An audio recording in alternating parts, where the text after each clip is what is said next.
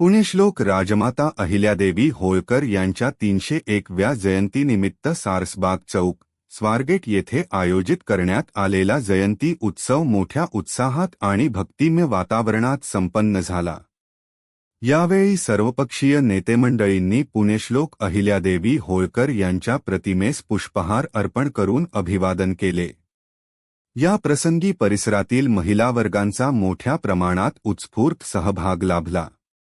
तसेच समाजातील विविध घटक, युवक, ज्येष्ठ नागरिक व समाजबांधवांनी मोठ्या संख्येने उपस्थित राहून पुण्यश्लोक अहिल्यादेवींना अभिवादन केले। लाखो समाजबांधवांनी उपस्थित राहून लोकमातेप्रती कृतज्ञता व्यक्त केली। कार्यक्रमात रक्तदान शिबिर, मोफत आरोग्य तपासणी, डोळे तपासणी शिबिर, गुणवंत विद्यार्थ्यांचा सत्कार, भव्य मिरवणूक, साऊंड व लाईट शो आदी उपक्रमांना नागरिकांचा उत्स्फूर्त प्रतिसाद लाभला।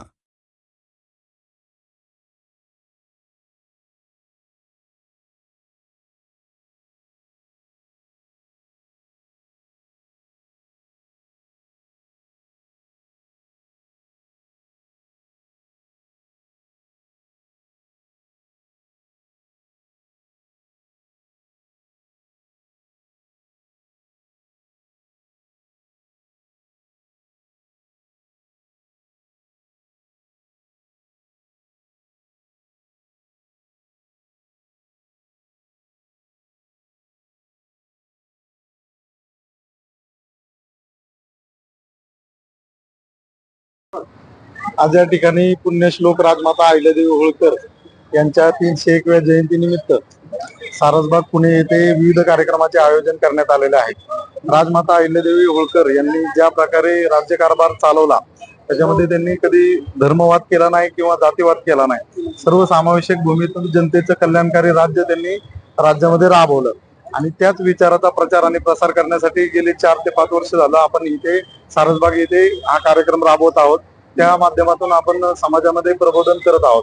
आज जर तुम्ही राजकीय परिस्थिती बघितली तर जातीमध्ये आणि धर्मामध्ये तेढ करायचं या ठिकाणी जे षडयंत्र चालू आहे त्याला छेद देण्याचा प्रयत्न आम्ही या ठिकाणी करत आहोत आणि त्याला मोठ्या प्रमाणात आम्हाला रिस्पॉन्स पण मिळत आहे आणि असाच समाज या ठिकाणी घडवण्यासाठी आम्ही वेगवेगळ्या स्तरावरती जाऊन अशा प्रकारे समाज प्रबोधन करत आहोत।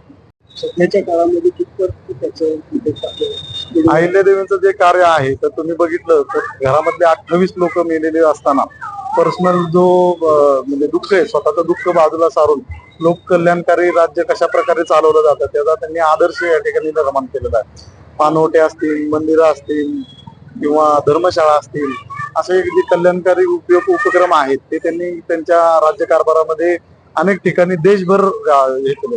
स्वतःच्या आता जर बघितलं तुम्ही लोकप्रतिनिधी तर स्वतःचा मतदारसंघ सोडला तर दुसऱ्या मतदारसंघामध्ये लक्षही घालत नाही, परंतु त्यांनी स्वतःचं जे राज्याचं ठिकाण होतं ते सोडून संबंध देशभर लोकांसाठी कल्याणकारी योजना ज्या आहेत त्या राबवल्या। त्या पण स्वतःच्या उद्योगातून म्हणजे स्वतःचा जो कोश असतो खाजगी कोश त्यातून त्यांनी तो सगळा जो खर्च आहे तो उचलला। तसंच जे आताचे जे राज्यकारभारी आहेत त्यांनी त्याचा आदर्श घेतला पाहिजे असं आम्हाला वाटतं। पुण्यश्लोक अहिल्यादेवी होळकर यांची 301वी जयंती उमेश अण्णा कोकरे युवा मंच तसेच पुण्यश्लोक अहिल्यादेवी होळकर उत्सव कमिटीच्या माध्यमातून आम्ही मोठ्या प्रमाणात साजरी करत आहोत।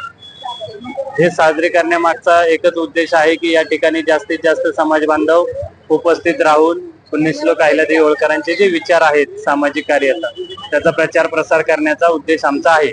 या कार्यक्रमानिमित्त आम्ही रक्तदान शिबिर, गुणवंत विद्यार्थ्यांचा सत्कार सोहळा, ज्येष्ठांचा सत्कार सोहळा, त्याचप्रमाणे पुण्यश्लोक अहिल्यादेवींच्या पुतळ्यास जे काही पुष्पहार, लाइटिंग्स, हे रक्तदान शिबिर, महाआरोग्य शिबिर, नेत्रदान तपासणी शिबिर असे समाज उपयोगी मोठमोठे प्रोग्राम त्या ठिकाणी आम्ही घेत असतो आणि त्यातून असंख्य जे येणारे अहिल्यादेवींच्या विचारांना मानणारे जे काही लोक आहेत ते या ठिकाणी दरवर्षी उपस्थित असतात। सर्वांना सकाळी 10 वाजल्यापासून संध्याकाळी 4 वाजेपर्यंत भोजन जेवणाची व्यवस्था केली असते। धन्यवाद। आणि मराठ्यांचा काय कारणामुळे पराभव झाला आणि मराठ्यांना पराभव स्वीकारून वापस आपल्या मायदेशी महाराष्ट्रामध्ये दक्षिणेत यावं लागलं होतं। त्यावेळेस सर्वांनी मिळून मातोश्री अहिल्यामाई होळकरांना एक जबाबदारी दिली।